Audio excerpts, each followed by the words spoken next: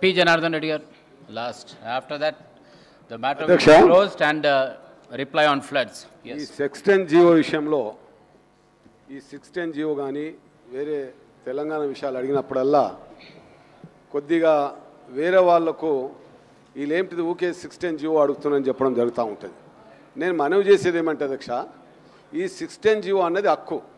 తెలంగాణ ఎన్జిఓస్కు ప్రభుత్వ ఉద్యోగస్తులకు అవుతుందో వారికి ఇప్పుడే మినిస్టర్ గారు చెప్పినట్లు 6 పాయింట్ ఫార్ములా వచ్చినప్పుడు పెద్ద ఆందోళన జరిగింది. 350 మంది యువత చనిపోవడం జరిగింది. మరి అప్పుడే హైదరాబాద్ 6 జోన్ అని చెప్పడం జరిగింది. అలా కొత్త ఏం కాదు. మరి అంతేకాకుండా అధ్యక్ష, నేను మీతో మనవి చేసేది ఏమంటే, ఆ రోజుల్లోనే ఉద్యోగస్తులకు కానీ అన్ని కానీ 6 పాయింట్ ఫార్ములా పెట్టడం జరిగింది. దాని తర్వాత అది అమలు కాకపోతేనే ఎన్టీ రామారావు గారు 610 జీవో తీసుకురావడం జరిగింది అధ్యక్ష. అది 610 జీవో అన్నది ఇక్కడ ఉండే ఉద్యోగస్తులకు, ఇక్కడ స్థానికులకు ఉద్యోగం కల్పించాలనే ఉద్దేశంతో ఉంది.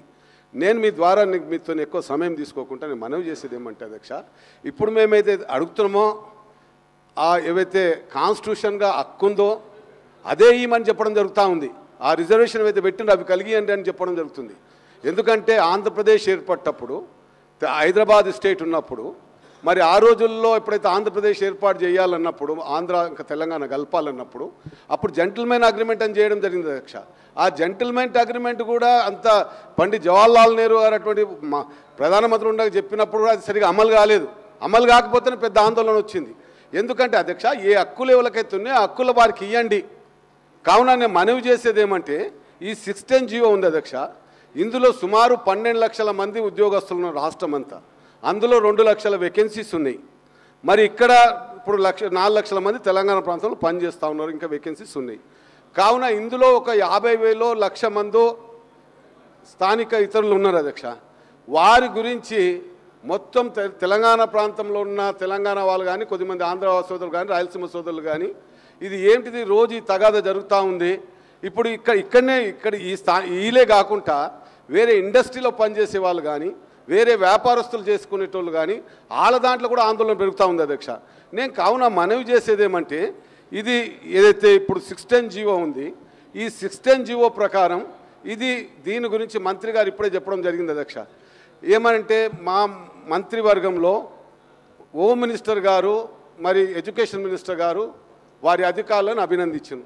మరి మిగతా మినిస్టర్లు, మిగతా అధికారులను ఎందుకు అభినందిస్తలేరు? అది 31 జనవరి డెడ్ లైన్ పెట్టారు. yes మినిస్టర్ గారు రిప్లై చేస్తారు అధ్యక్ష. నేను చెప్పిన వారు చెప్పిన మాటలు నేను చెప్తున్నా. yes now let the reply come. చెప్తున్నా అధ్యక్ష.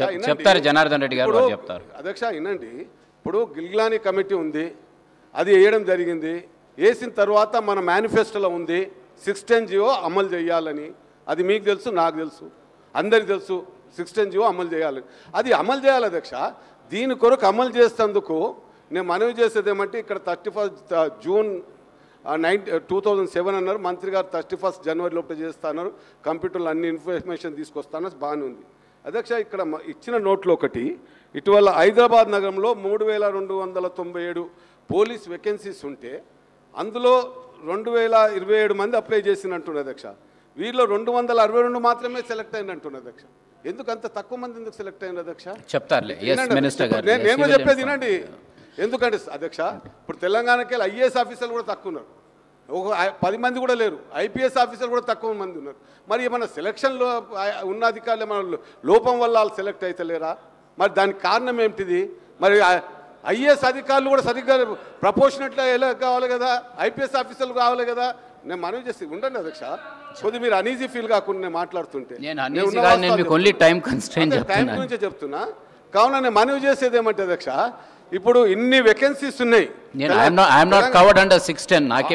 సార్, అదే చెప్తున్నా సార్ నేను కూడా.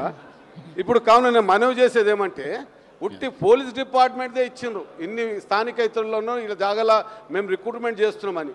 మళ్ళీ వేరే వాళ్ళ జాగాలు కూడా రిక్రూట్మెంట్ చేయాలి కదా అధ్యక్ష. ఇప్పుడు వేరే డిపార్ట్మెంట్లు ఉన్నాయి, ఆ డిపార్ట్మెంట్లో కూడా రిక్రూట్మెంట్ చేయండి. ఎందుకు రిక్రూట్మెంట్ చేస్తలేరు? మరి ఇప్పుడు 2207 మందిని సెలెక్ట్ అయిపోతే ఈ 3000 మంది సెలెక్ట్ కావాలంటే ఎన్ని సంవత్సరాలు పట్టాలి అధ్యక్ష? కావున నేను మనవి చేసేది ఏమంటే, ఈ సెలక్షన్ అనేది మళ్ళీ పిలిచి చేసి తొందర చేయండి. తర్వాత ఇంకొకటి అధ్యక్ష, ఇప్పుడు ఈ వేకెన్సీ 2 లక్షల మంది వేకెన్సీస్ ఉన్నారు. అందులో ఒక ప్రైవేట్ ఏజెన్సీ తెలుగుదేశం ప్రభుత్వం చూపిన దారిలో వారు చంద్రబాబు నాయుడు వేసిన విత్తనం. నేను మనవి చేసేది ఏమంటే, ఇప్పుడు ఎలక్ట్రిసిటీ బోర్డులో ప్రైవేట్ ఏజెన్సీ అని పెట్టింది, టూరిజం డిపార్ట్మెంట్లో ప్రైవేట్ ఏజెన్సీ పెట్టింది, ఎడ్యుకేషన్ డిపార్ట్మెంట్లో ప్రైవేట్ ఏజెన్సీ పెట్టింది.